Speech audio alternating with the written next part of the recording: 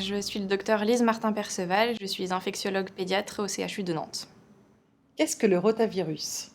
Il s'agit du principal virus responsable de gastro-entérite aiguë sévère chez le nourrisson, qui touche en France principalement les enfants entre 6 mois et 1 an.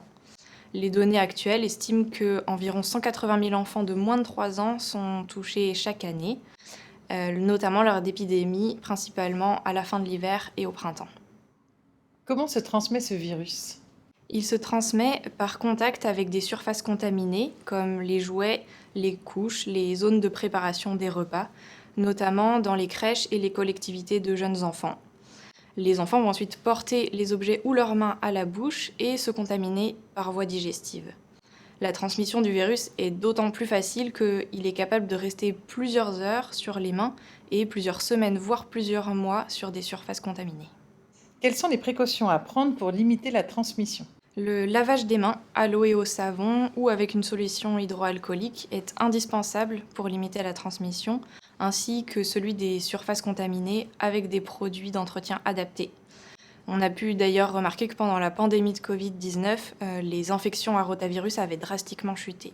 Ces mesures d'hygiène simples sont d'autant plus importantes que le virus peut être asymptomatique ou en cours d'incubation, que sa durée d'excrétion dans les selles peut être prolongée même après la résolution des symptômes, et que sa résistance, on l'a vu dans le milieu extérieur, peut être prolongée également. Quels sont les symptômes habituels de la maladie? L'infection se manifeste le plus souvent par une gastro-entérite aiguë classique chez le nourrisson non immunisé. L'enfant va présenter de la fièvre, des vomissements et des épisodes de diarrhée. Les enfants peuvent présenter des douleurs abdominales, une fatigue, voire des malaises. Mais l'évolution est le plus souvent classique, ce qui permet une prise en charge ambulatoire dans la majorité des cas. Dans ce cas, pourquoi faut-il alors proposer ce vaccin aux enfants? Eh bien, d'abord parce que presque tous les enfants avant 2 ans vont être infectés au moins une fois par le virus.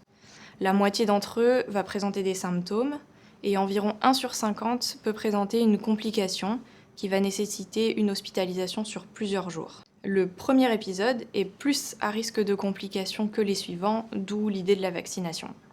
Qui doit se faire vacciner?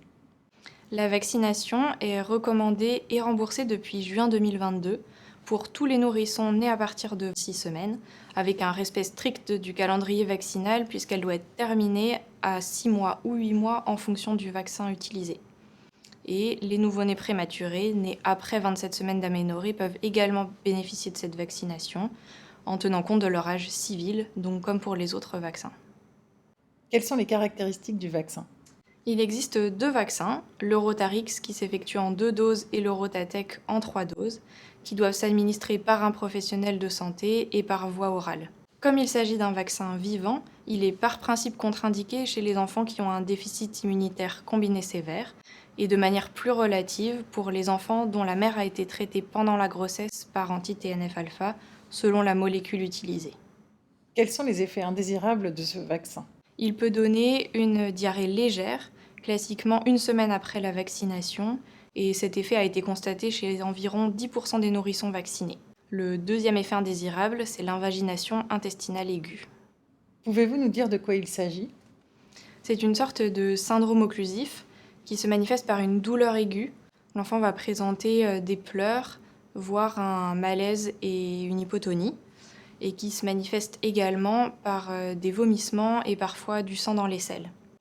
Cet effet indésirable a été décrit chez les nourrissons vaccinés, mais dans une bien moindre mesure par rapport à l'infection à rotavirus elle-même.